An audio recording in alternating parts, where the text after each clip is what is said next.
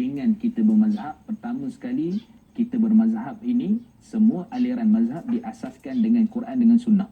Jadi kenapa kita perlu bermazhab? Yang pertama sekali supaya nak betulkan acuan kita dalam cara kita beribadah. Sebab tu saya sebenarnya ada setengah-setengah orang dia akan kata kita ni kenapa tak mengaji Quran dengan sunnah? Kita mengaji Quran sunnah. Sebenarnya cara nak faham Quran dengan sunnah tu kena melalui aliran mazhab. Itu kena betulkan tu. Sebab ada orang kata kita ni apa mazhab-mazhab ni, tak payah bincang mazhab lah apa semua, kita pegang Quran dengan sunnah. Sebenarnya aliran daripada Quran dengan sunnah mesti melalui aliran mazhab. Macam mana cara kita nak faham Quran dengan sunnah. Itu yang pertama. Yang kedua, kenapa perlu kepada mazhab ini? Supaya dalam ibadah kita, dalam setiap benda yang kita lakukan itu teratur dan ia boleh diiktiraf dan diterima oleh ulama-ulama yang telah membincangkan perkara itu. Contoh gini, kita solat, nak solat cara kita lah, belum tentu diterima kan, sebab cara kita.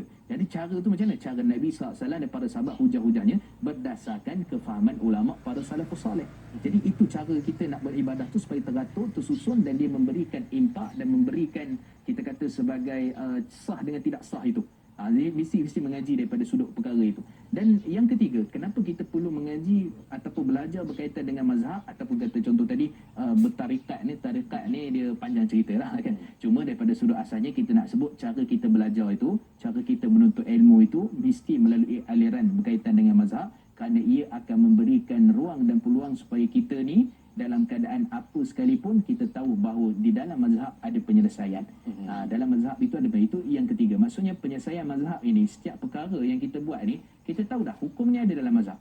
Sebab tu kalau ikut mazhab Imam Syafi'i, antara mazhab yang paling banyak kitab diasaskan.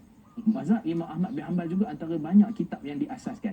Jadi bila kita mengaji kitab secara kulit ke kulit dan kita faham kaedah mazhab, kaedah ulama berbincangkan, maka kita tahu bahawa mereka ni ada dalil dan hujahnya. Jadi jangan kita kata ulama ni tak ada dalil, tak ada hujah.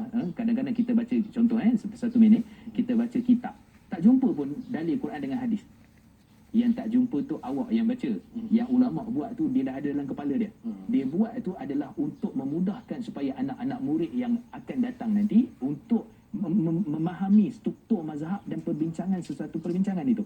Satu masalah itu. Itu sebenarnya. Jadi sebab tu kita jangan pelekehkan mazhab, maka tetap teguh dengan mazhab. Kalau mazhab Imam Syafi'i, pegang pada mazhab Imam Syafi'i dan kita menjadi orang yang berlapang dada daripada sudut apa pun dan pegang teguh dan hindari orang-orang yang kata jangan bermazhab. Jawapannya kena bermazhab untuk memahami Al-Quran dengan sunnah seperti mana yang difahami oleh para ulama yang muktabar. Baik Ustaz, saya kira itu nasihat yang terbaik. Bila di ayat-ayat ini Ustaz sebutkan kita